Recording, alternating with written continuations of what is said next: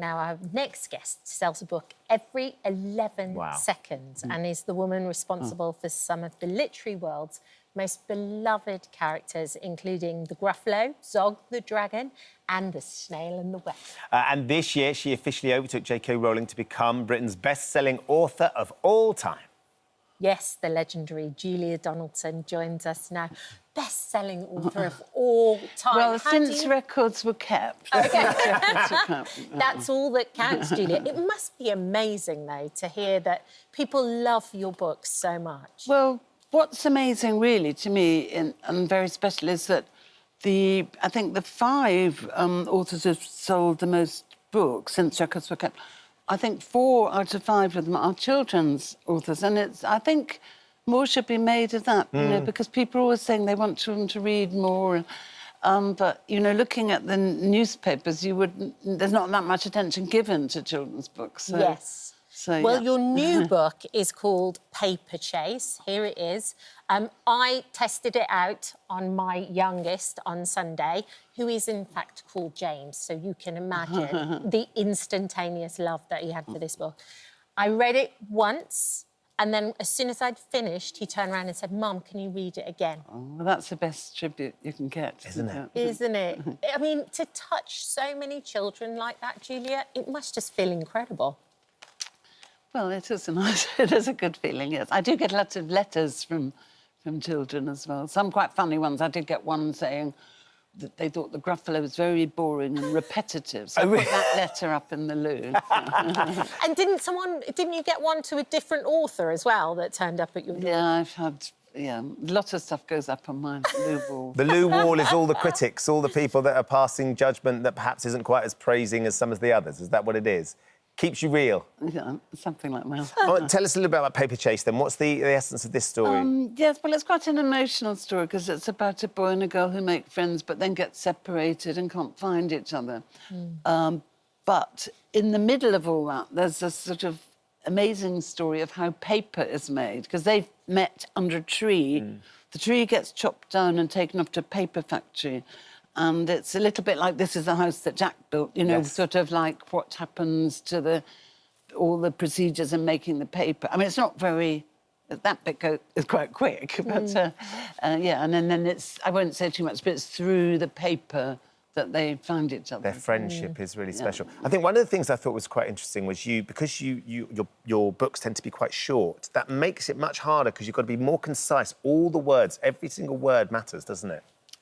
That's right. I mean, you know, that they are quite short, but if you saw my drafts... I mean, I've just written something recently, which is... I've only just finished writing it, but, you know, there's 38 pages of A4 drafts, you know, before I've got... And it then boiled down to 3 pages of A4 for the actual... Goodness me. Story. So you've got to try and edit that down?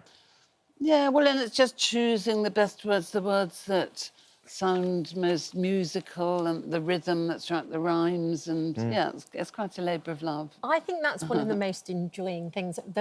One of the things that I enjoy most about reading your books, actually, is kind of the sing-songy nature. The lyric. I find it relaxing as well. You know, when you read together at night, because that's a really important time of the day. I hope it's not too relaxing. Oh, no. no. Yeah, no, it is an important time of day, and as a mother and my grandmother, well, certainly with your children, I don't think many parents can have a day when they don't have some sort of tiff with their child. And then that bedtime story time, it's a lovely time for, you know, just cuddling up and... Connection. And, yeah, and you discover things about your child, I think, that you perhaps didn't know through reading a story and their reactions to the story.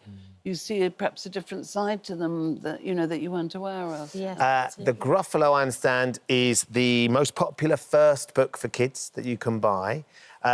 Is there more Gruffalo in the works, Julia? Because, of course, it's such an important book for all of us. My boys are 18 and 20, but it's one of the books that they adored when we all loved, and they still go back to now and watch TV series. Are we going to get more Gruffalo? Well, I think I am allowed to say... Yes. There is going to be another Gruffalo book out next year, but that's all I'm allowed to say. Another Gruffalo book? I'm not going to tell you anything more about it than that. So the Gruffalo child will have grown up a bit, because how long has it been since you last did a Gruffalo book? Is it 10 years? Yeah, well, of course, picture book time isn't the same as real time, is it? So, yeah, it was a long time ago. I think the Gruffalo's child was 2005, so it's 20 years. 20 years? Yeah. Wow.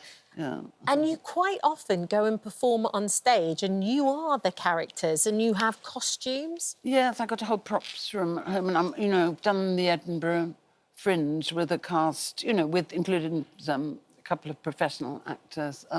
But the latest show I did, in fact, it was the world premiere of Paperchase, this new book. I involved two of my grandchildren. Oh, they Julia. came on the stage and acted James and Ginger, and they had to make a paper plane on stage and fly it and change it into a boat, and they were just brilliant. That must have been fabulous. I can't and then imagine they how you dressed up as...